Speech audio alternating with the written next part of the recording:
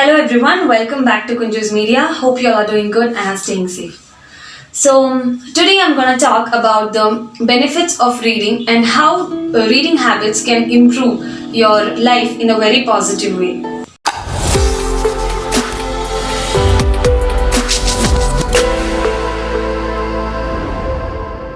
Welcome to Kunju's Media.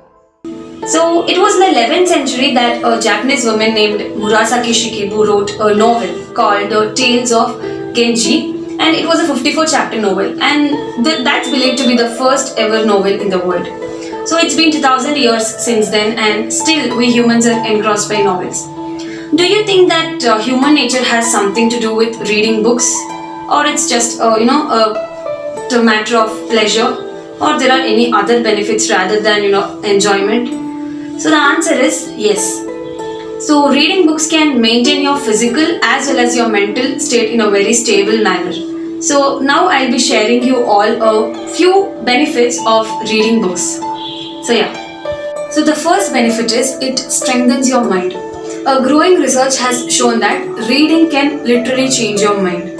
So the MRI scans have been used by researchers, and they have found out that reading involves a network of complex circuits and signals. So as your reading ability matures, so does this network becomes more and more stronger and more sophisticated.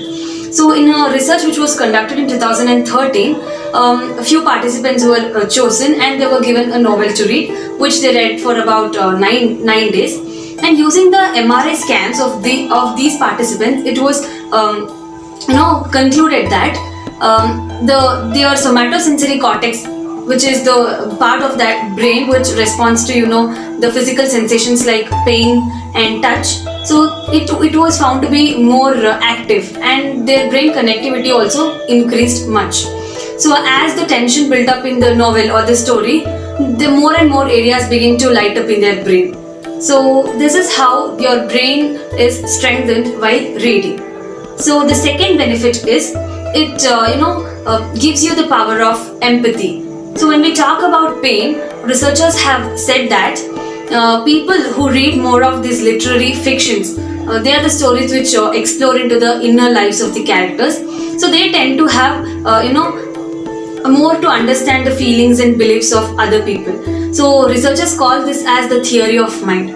It's nothing but a set of skills which you require in order to build up or maintain or navigate a social relationship. So people who read more of these fictions will have a greater tendency to have a good theory of mind. So thereby understanding people in a very better way, right? And the third benefit is very important, increases your vocabulary. So before saying this, in the early 1960s, our reading researchers have talked about a term called as the Matthew effect. So it's nothing but it's a term which refers to the biblical verse which says, whoever has more will be given more, and they will be having that in abundance. And whoever doesn't have anything, even whatever they have will be taken away from them. So this sums up the idea that rich becomes richer and the poor people become poorer. So as with the vocabulary. So people or the children who are who start reading from a very young age are said to develop a good vocabulary. So this vocabulary will give you a lot of confidence, and it also helps you in scoring good marks in your standardized test, or maybe even getting a good job as well. So in a poll which was conducted in 2019, the Cengage, they say that even 69% of the employers are looking for people with good soft skills like good communication ability. So it's very important in various areas of your life. So the fourth benefit is it reduces your stress level. In 2009, US-based researchers have performed various studies on students to measure the effect of yoga, humor, and reading on the stress levels. So they finally concluded that reading just for 30 minutes can reduce your blood pressure, decreases your heart rate, and decreases your psychological stress. So finally they said that one of the main reasons that the children say frequently for their stress level are time constraint. So just 30 minutes of reading would be enough. 30 minutes of any activity, just either yoga, humor, or reading can help them to relax their mind without deviating a large amount of time from their studies. Right? So it reduces your stress level. And the fifth benefit is it helps you deal with your depression symptoms. We all know a depressed person is always isolated and always estranged.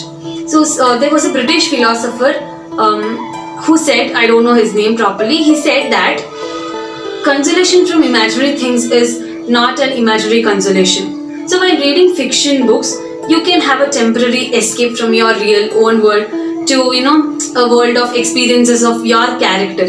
Or even some non-fiction self-help books can also help you developing strategies in order to deal with your depression symptoms. And that's why in UK they have released a national well, which is a self-help prescription given by medical experts in order to deal with depression, right? So the fifth benefit is it prepares you for a good night's rest. So doctors at various clinics, suggest reading as a regular sleeping routine, right? And it's suggested that you read a printed book rather than reading it on a device, because the light emitted from your device, make you awake and cause some unwanted health problems. So just focus on reading printed books rather than reading it on a screen. So it makes you prepared for a night's rest. That's the fifth benefit. Talking about the sixth benefit, it can also help you, live longer. There was a study which was conducted for a long period of 13 years using retired individuals, almost 3,000 to 4,000 retired individuals, and their long-term health was studied. So it was found out that people who had a practice of reading from their young age were likely to survive 2 years more than the people who didn't read it at all. Right? So, and it was also concluded that people who at least spent 3.5 hours per week in reading something had 23% of more chances of living than the others. So, yeah, if you're lucky enough, you may be blessed with a longer life as well if you start reading books. And now, after all these benefits we talk about, you might be having a question on what should we read? Yeah, exactly. What should you read? So the answer is very simple. Whatever you can get your hands on, that's the book you need to read. But I would suggest you that just please don't go just behind your reading on your devices. Just use printed books, because studies have suggested that people who read printed books are likely to score more marks in their comprehension, and they tend to remember things more than the people who read books on their devices, right? It's because I think on devices we tend to read it very faster, and in books we tend to read it slower, and thereby we memorize it so much, right? So that's it. And finally, I would say, please don't use television as your main source of intellectual stimulation. Just use it occasionally, but reading books should be your first preference. I wouldn't say that there's anything wrong in watching television or series from first to last within a single day. No, there's nothing wrong in that, but that should be not your main source. Reading books actually helps you, and I've listed you all the benefits. Hope you all liked the video. Thank you so much for watching. Bye.